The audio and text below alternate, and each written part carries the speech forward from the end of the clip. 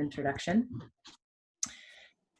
Ellen Birx is a Roshi, a Zen master in the White Plum lineage, and co-founder of New River Zen Community in Blacksburg, Virginia. Since the early 80s, she's taught at interfaith retreats and conferences in the US and Europe. She's author of Healing Zen, Selfless Love, and a co-author with her husband of Waking Up Together. Her latest book, Embracing the Inconceivable, Interspiritual Practice of Zen and Christianity. We are very excited to talk about this book and perhaps any other books.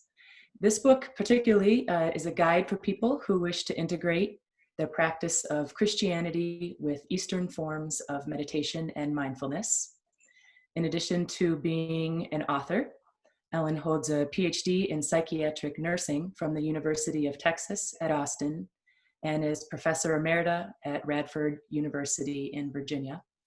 And throughout her nursing career, and she just told us 32 years, she considered nursing to be a spiritual practice, providing compassionate care for others. Ellen has presented at professional conferences on holistic nursing and contemplative practices in higher education. Her professional journal publications are in the areas of mental health promotion, meditation, and team building for nurses. So she also hikes in the nearby mountains and attends Christ Episcopal Church, and there are many, many other facets to Ellen, which we'll learn a little bit about. But I wanted to start with our first question, which has to do with this book. It's an unusual book title, Embracing the Inconceivable, Interspiritual Practice of Zen and Christianity. And it captured our attention. It grabbed our attention. And we're wondering if you could explain the title and specifically this term inconceivable. Well, I chose the word inconceivable to point us toward ultimate reality, or some people call it the infinite. And I chose these words, this infinite, inconceivable, because it's beyond anything a human being can possibly imagine or dream up. And so in that sense, it's inconceivable. It's greater than anything we can imagine. In Christianity, we call the ultimate God, or sometimes the divine. In Zen, they call ultimate reality things like the absolute, or the infinite, or emptiness, or empty oneness, or sometimes suchness, or thusness, or sometimes simply it, quite often simply it. So a variety of words are used, and I encourage people to use whatever words are most helpful to them, realizing that it's not about words.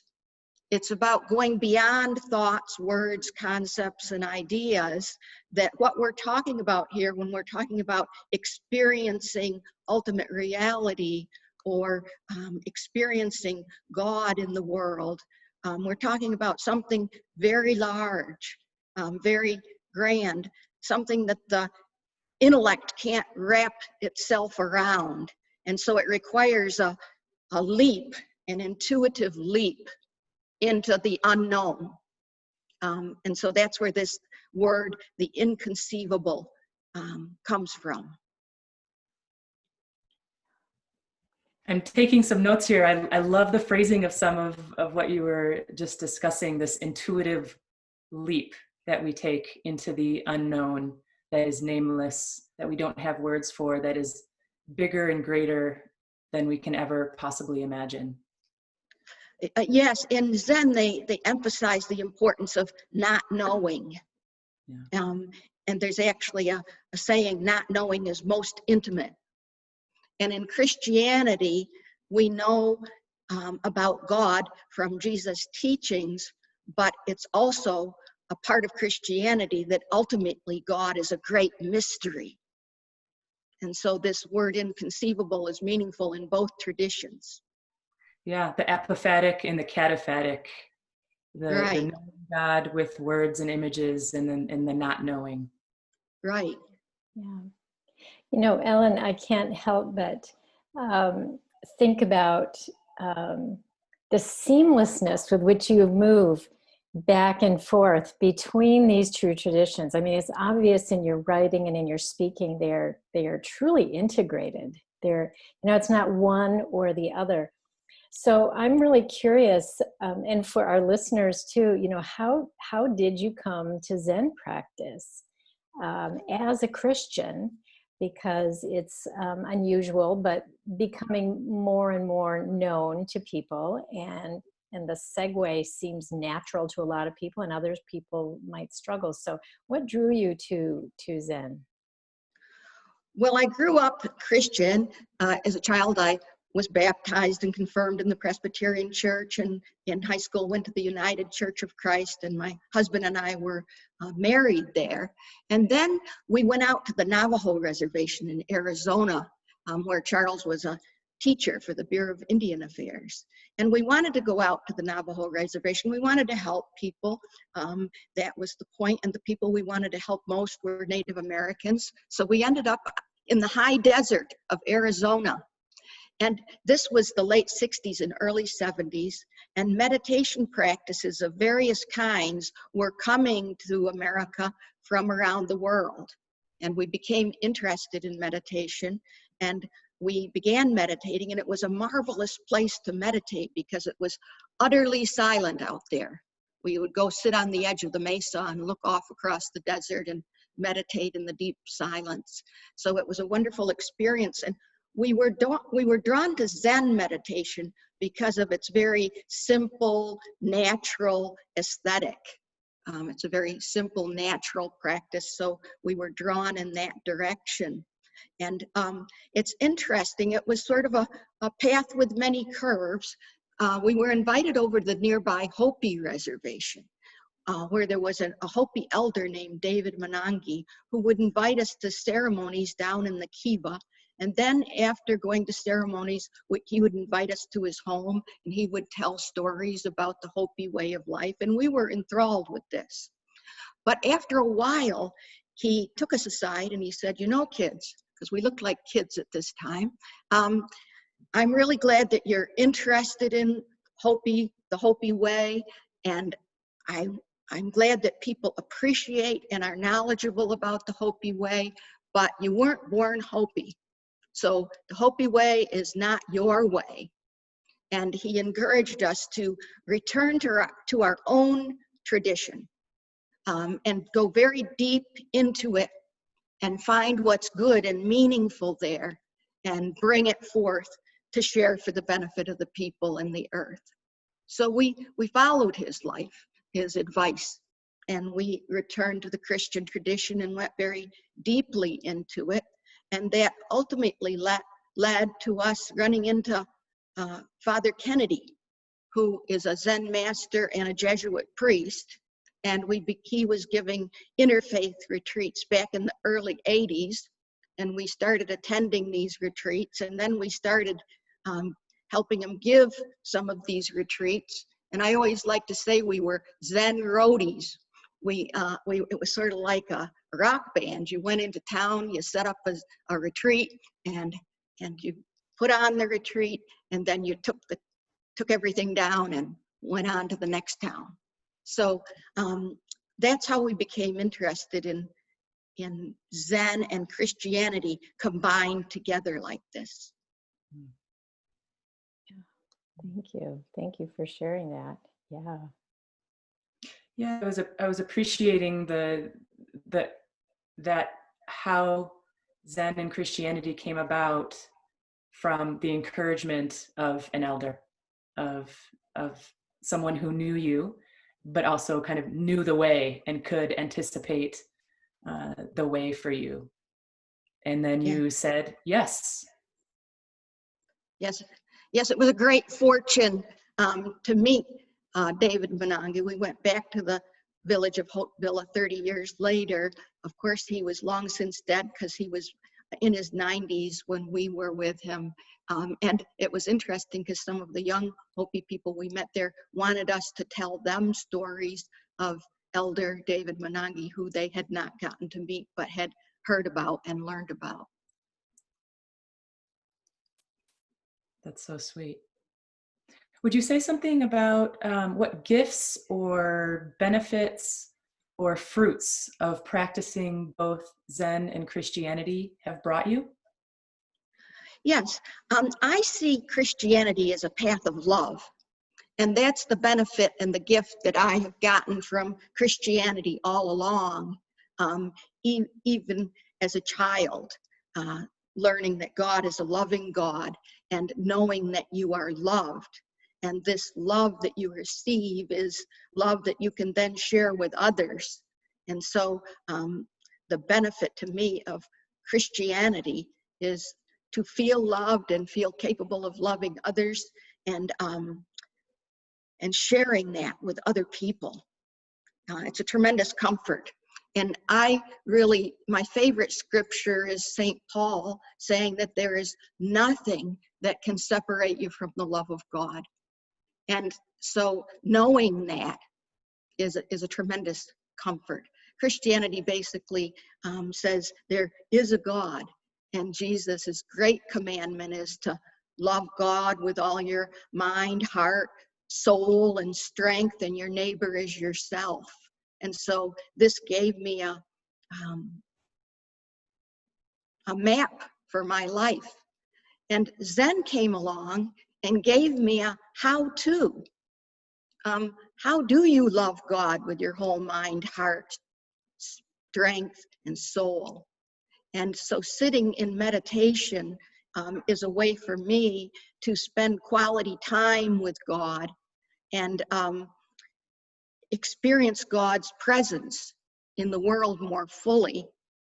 And it gives me a way to sit down every day and go deep into the silence of this experience of non-separation that Zen can open for us. And so now Zen for me was a very powerful, silent, wordless form of prayer. And so that's the great gift that Zen has given me. It's brought me into the present moment. It's brought me the direct experience of non-separation from God and ultimate reality, and the experience that I'm not separate from God. I'm a manifestation of God. And that's an important experience and shift and gift from Christianity. So I'd say that sense of presence and that non-separation and that daily meditation practice where I can immerse myself in the presence of God provides sort of a structure or matrix for my life. It gave me the how-to. That's beautiful. That is beautiful. Thank you so much for teasing that out for us. And I want to remind everyone who's listening on the call with us today that you can type your questions into the chat feature for Roshi Ellen, and we're happy to field those forward for you. So as I hear you talk, and the beauty comes forth for you from both of these traditions. It's obviously been grounding and centering, but also connective. You know, the love that you speak of to others, the accessing divine presence. And what do you say to people who struggle with that? You know, if you explain your unique marriage of Zen and Christianity, and in some communities, there's even a saying that it's impossible. You have to pick one and stay there. And of course, what we're finding sociologically, what's emerging in the US and around the world, you know, that people's forms of spiritual practice and understanding are dramatically changing and very quickly. And so it seems that everything's possible, but yet there's a certain population, I'm sure, that says it's not possible. Just wonder how do you talk to people about that? Well, to people who say it's not possible, I say, it is possible. I'm doing it. And that's one of the reasons I wrote the book, is to give an example of a person who's done it, who's doing it, and to show what does it look like, because some people just can't imagine it and need to have an example of what it might look like. It's not the only way it might be integrated, but it's one way, one example, and that was an impetus in writing the book. I wrote the book also to liberate people. I don't want people to feel pressured to choose just one path. I don't like that approach of pressuring people to feel they can only be one. And as you mentioned, we're living in a global society these days. Many people are born interspiritual.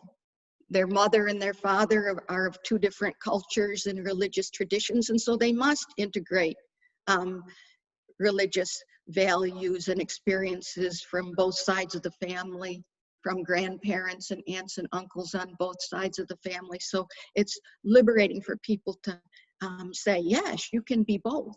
You don't have to choose. And some people marry someone from another tradition, and then they need to integrate and be respectful of the spiritual traditions of the person and the person's family that they marry into. So there's a great need for people to be able to do both. And then some people just choose to do both. But whatever the case, I want people to feel freed up to do both.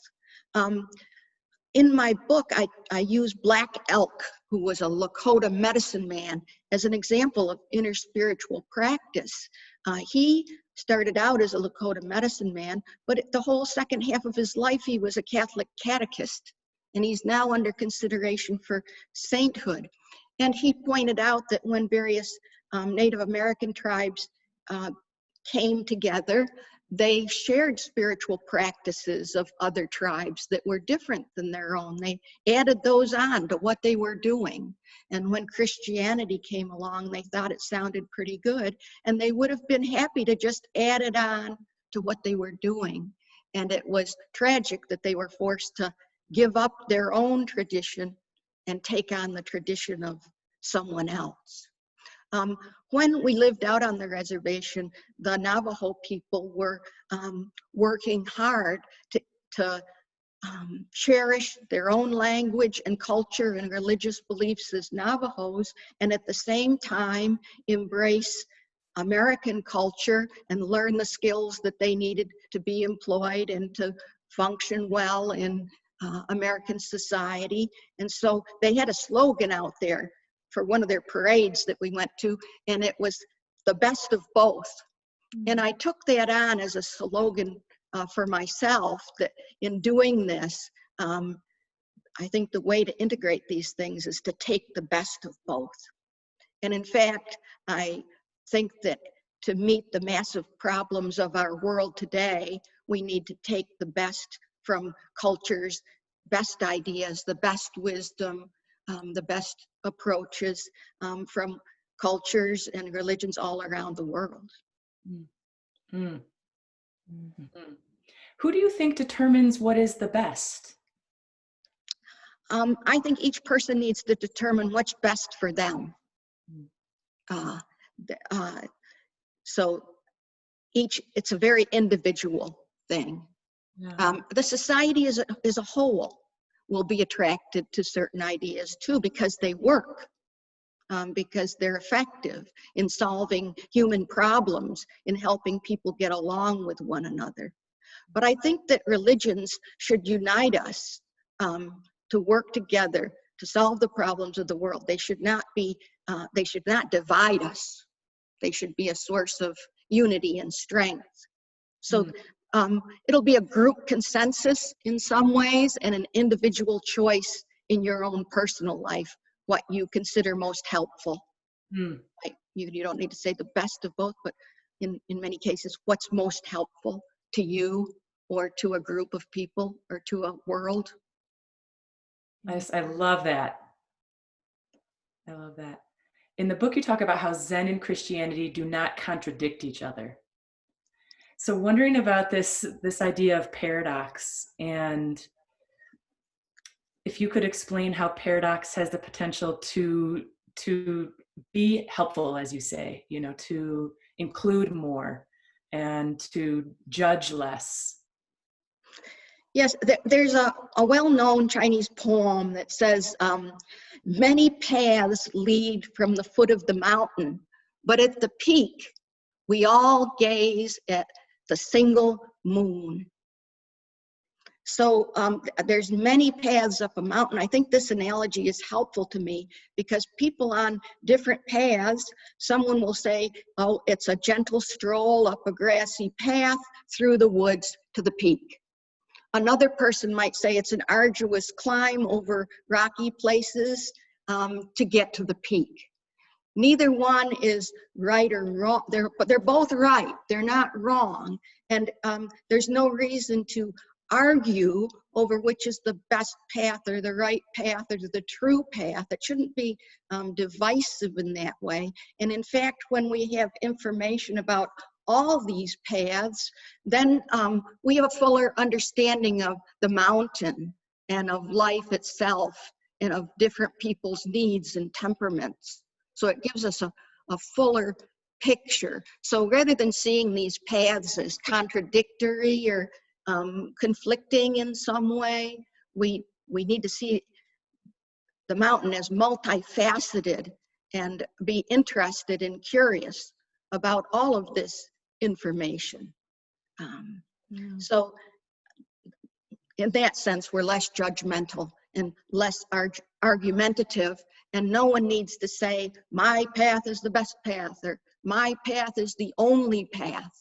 And each person needs to find a path that's suited to their temperament, and I think elective affinity, what nourishes them and is life-giving to them. I always also like to think of the poem Song of Myself by Walt Whitman, in which he says, do I contradict myself? Very well then, I contradict myself. I am large. I contain multitudes. And as we sit in meditation and open to ultimate reality, which is vast and spacious and greater than anything we could imagine, our God is larger. Our spirituality, our humanity is larger, and we can be radically inclusive. We can use all of this wisdom, and we don't need to reject anyone. There's room for everyone on this mountain. Yeah. So I think that both Zen and Christianity use paradox extensively in their teaching. Jesus used paradox. He'd say things like, the first shall be last and the last shall be first. And he intentionally turned people's understanding on its head and tried to help them break out of conventional viewpoints and understandings and values and see God's values. So paradox is often used to break people into a larger view of God's values. And in Zen, paradox is also used. A common Zen teaching device is the Zen koan. And the very first koan in the Mumonkan, a monk goes and asks Zen master Joshu, does a dog have Buddha nature? And Joshu said, no. Now this was shocking because Buddha taught that everybody and everything has Buddha nature. So why is Zen master Joshu saying no? Mu, he says mu, which means no. So this is meant to break people out of their being limited to logical linear thought processes and help them make an intuitive leap, as I mentioned earlier, into a larger reality. So these, what may seem contradictory, are really mutually enriching and expanding ideas. Yeah, and I'm going to jump in here because we've got some wonderful questions that really pick up on that. I mean, obviously what you're saying is stirring some wonderful questions in people. And so, so for example, Tom is asking about, and this is that different, but what are our similarities, and how are these practices inclusive? He asks about, can you compare Thomas Keating's centering prayer practice to Zen meditation, for example? Are they similar? Are they different? There are many similarities and there are differences. The method, they're in both the method and the experience. So I'm glad Tom asked that question, because there are many different types of meditation. And it's not necessarily that they're the same, or that the experience of them is the same, or that one size fits all. Again, it's a matter of a person's temperament and elective affinity, and who they happen to meet along the way. But if we look at centering prayer, there's a mantra or a word. And in Zen meditation, there is no mantra or word. We're going utterly beyond words, images, concepts, ideas. And so that's one difference between the two. The other, there are significant differences. Zen is radical emptying of all thoughts, concepts, and ideas, and even the concept of God, even the slightest concept of God. So we don't have the idea that we're centering ourselves in God in our mind as an intention in this practice. We have no intention, because this is something beyond what we could imagine, and we limit it with our limited intention and imagination. Also, it's interesting, the name centering prayer, because in Zen, when we talk about non-duality, we talk about going beyond things, dualities like body, mind, inside, outside, subject, object, center, and periphery. So we aren't wanting to use words and ideas, even a word that's very widely used in many types of meditation, this word centering. In Zen, we're trying to help people experience that there is no division of reality into center and periphery, if you will. Or in Zen instruction, I won't say, go within. In Zen, we sit with the eyes partially open, and we're moving beyond the duality of inside and outside, of self and other, of internal and external, if you will. So those are some of the differences. There are many similarities as well. And down through the years, we've had Zen groups that meet in the church, and some people come and sit and silently do centering prayer, and other people are doing Zen meditation.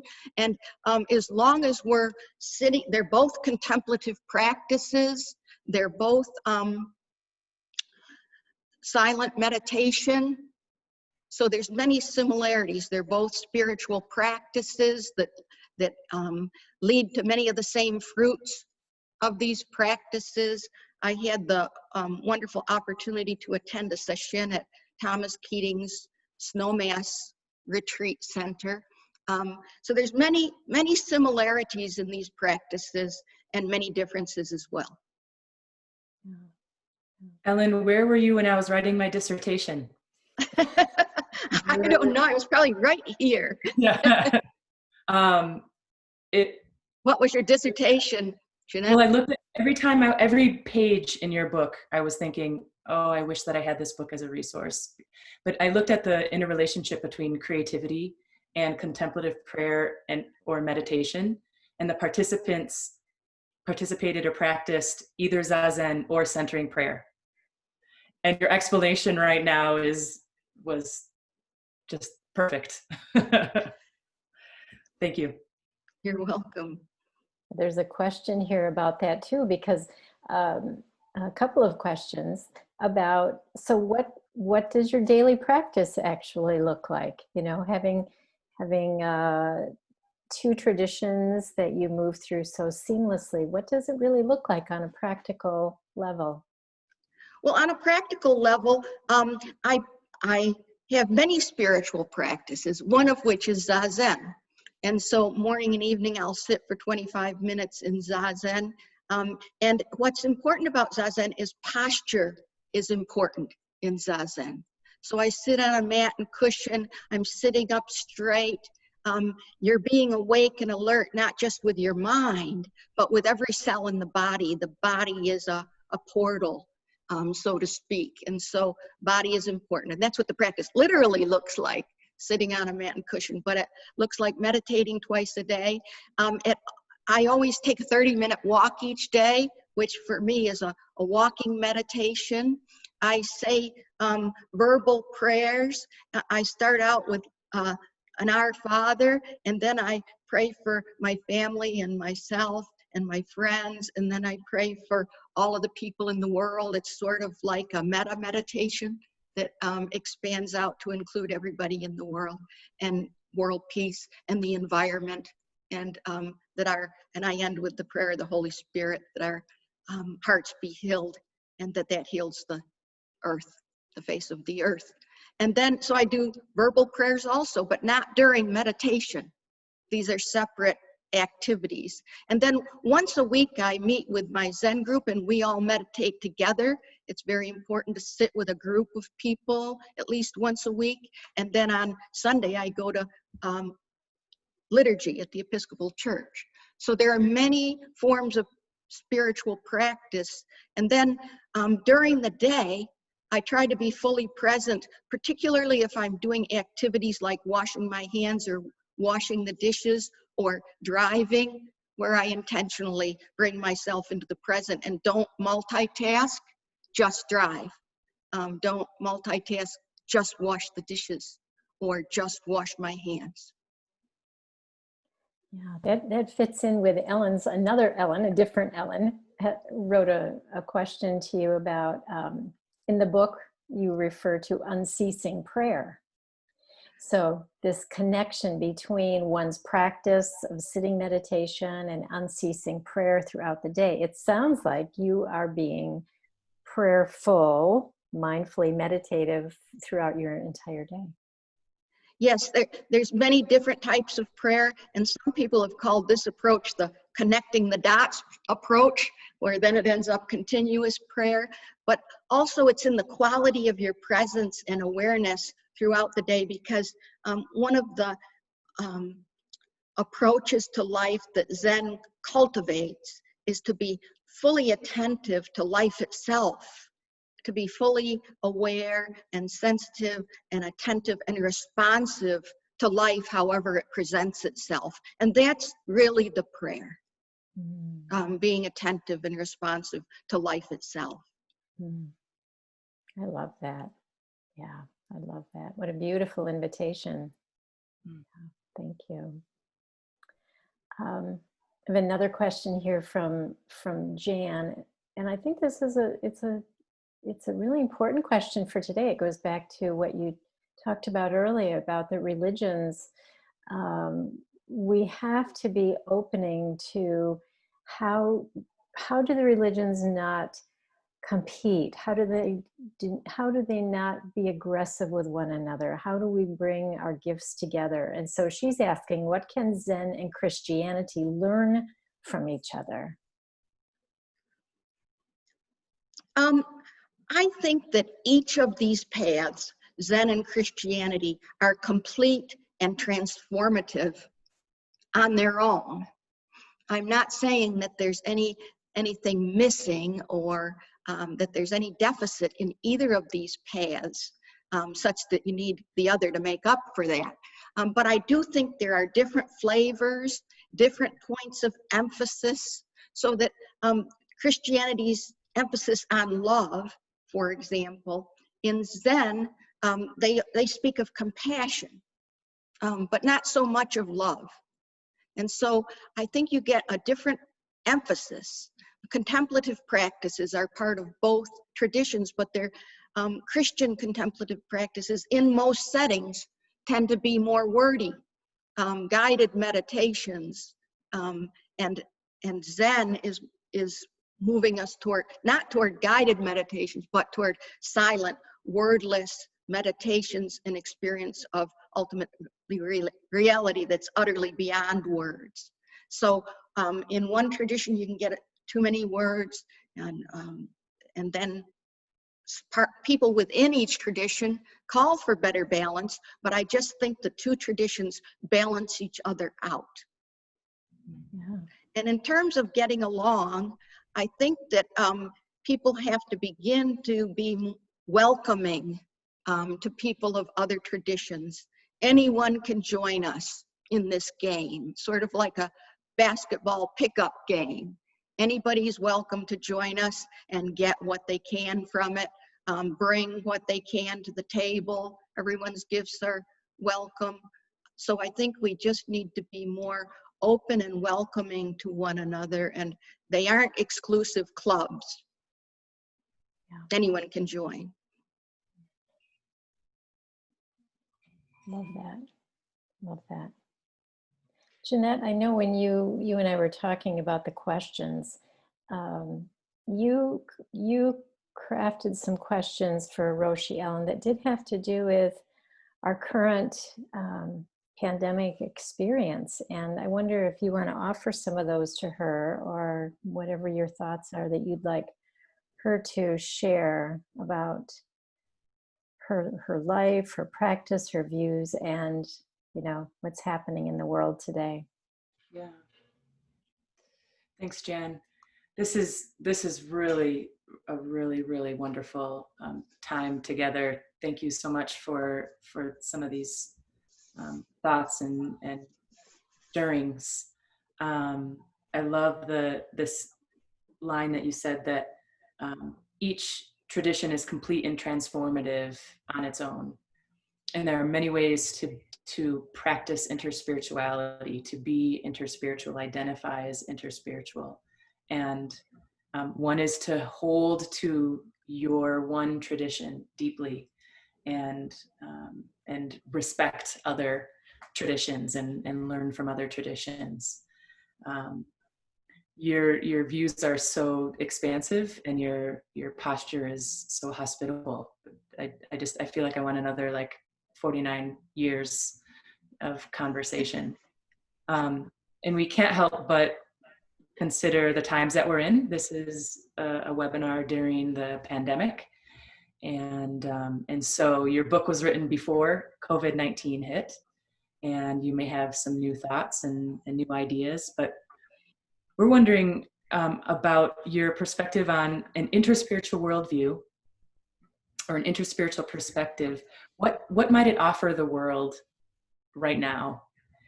And how do you see people who identify as interspiritual living out their truth during these difficult and uncertain times? Well, again, I think that people of all different spiritual inclinations need to unite, because the problems we face are massive. And again, religion should not be a division or a divisive force. It should unite us. And interspiritual practice is a way to build bridges between traditions so that we can unite and work for the common good. An interesting little interspiritual experience I had with respect to the pandemic is that it just came into my mind that, I turned 70 January 1st, and I decided that this pandemic year, this year of staying at home, because I did realize, and many people are beginning to realize, that we're not talking weeks or months for elderly people or people with underlying medical conditions.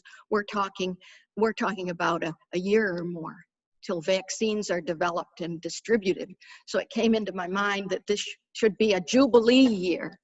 In the Hebrew scriptures in Leviticus chapter 25, they talk about a Jubilee year every 50 years, and that this stay-at-home time can be a Jubilee year. And during a Jubilee year, three things happened. They freed all the captives, all the slaves and prisoners were freed. The land was returned to its rightful owner, and it was rested The land was rested, crops were not sown or reaped during this year, and people rested and returned to a simpler lifestyle and focused their attention on spiritual matters. So I think that people who are staying at home for a prolonged period of time, a year or more, can benefit from this Jubilee approach, that this is not a year of captivity, nobody's going anywhere. It's a gift of time, and it's a gift of time where we can look deeply into spiritual matters. It's a time to take a rest from as much material consumption and production and live a simpler lifestyle and turn our attention towards spiritual matters. So I think it can be a great, that kind of reframing of the situation can be helpful to people. Also, the experience of non-separation that I talked about is very pertinent when people are staying at home and may feel socially isolated or lonely. And so experiencing non-separation or connection through meditation and interspiritual practice can be very helpful. It goes beyond the usual. Meditation is a stress management strategy and so much more, and these times are very stressful. So in addition to managing stress, it also changes your perspective in the direct experience of non-separation and not feeling socially isolated or lonely during these times of staying at home. I also, you mentioned your dissertation on creativity. I think that meditation and inner spiritual practice and meditation is a way to unleash our creativity. When we talk about the inconceivable, when we're experiencing the inconceivable, the vast spaciousness, and Buddhists talk about emptiness, but emptiness is not emptiness in the usual sense of the word. Emptiness means emptiness of boundaries, emptiness of division, emptiness of thoughts and concepts that divide and separate. And emptiness is not nothingness. It's brimming with potential and energy. And when we experience this for ourselves, it unleashes our creativity. And we need to return to a simpler life, look deeply into spiritual matters, and unleash our inconceivable potential to solve the problems of the world. Not only this pandemic, but future pandemics and climate issues, environmental issues that threaten the very planet. So when we experience non-duality, that this earth is not a thing, it is my body, then I think we'll be able to take better care of the planet and be more creative in coming up with solutions that we can unite behind. Thank you. I experienced those words as commitment, as encouragement, as a charge, as belief that there are better ways to do what we're doing. Yeah, and that we can work together. Yeah. I was touched so deeply by that. I mean, I felt such a well of emotion when you talked about that. These times are a call to also deep rest. The exhaustion level of working and striving and consuming. A lot of people have given voice to that now, that they didn't realize how they were feeling, in terms of the movement from hour to hour and day to day in our lives. And so this idea of deep rest and reflection, it's counter to a lot of the things that we embrace culturally, and yet contemplatives, many of us have found this time to be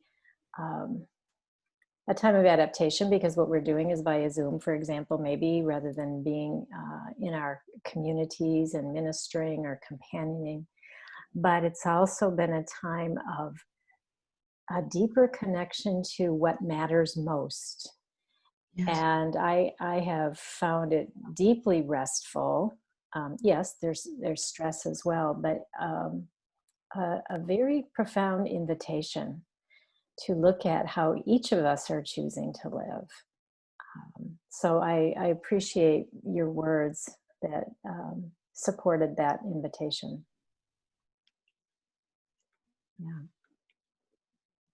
What other kinds of questions do we have? I have a couple of other people here that have, Kathy, who is actually one of our current students in SGTI, is asking, I think, a very practical question. Do you have a local group or community that shares and practices both Christianity and Zen? In our local New River Zen community, some of the people, some of the individuals practice both Christianity and Zen. And some have other faiths, and some have no particular faith. Some are spiritual. And so there's all of the above in the group. There is no, it's very difficult to find a group that's practicing both, that's devoted to both. We actually conduct our group at the Presbyterian Student Ministry at Virginia Tech. They allow us to use their space for meditation and have thanked us for providing outreach to the community. So we collaborate and cooperate in a variety of ways, but the group is a Zen group.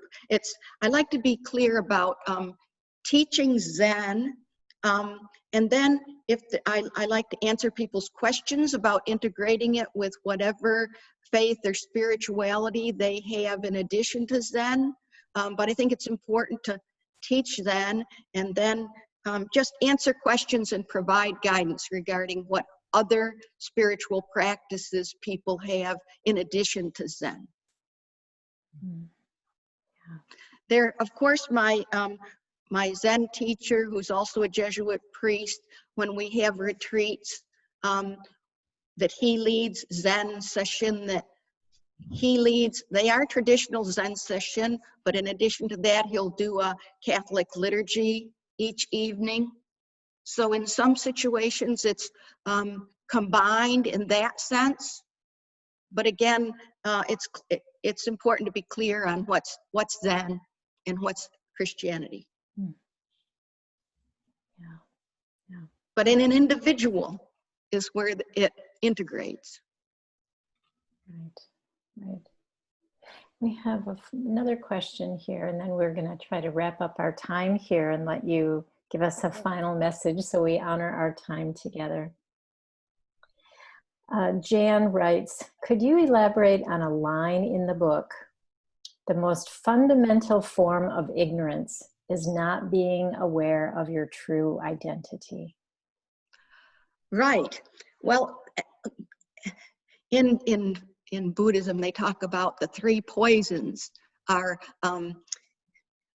greed, hatred, and ignorance. So rather than talking about sin, they talk about ignorance.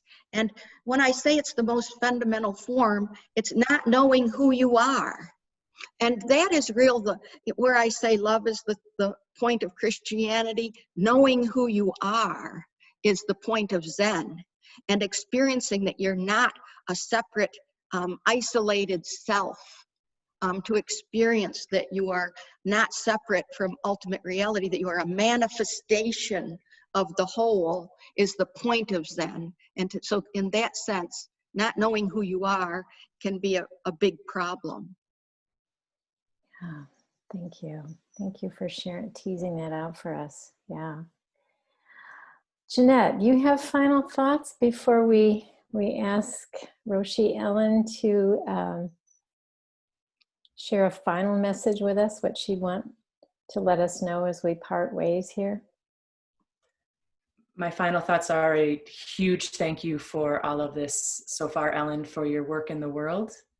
for your enlightened words and practices that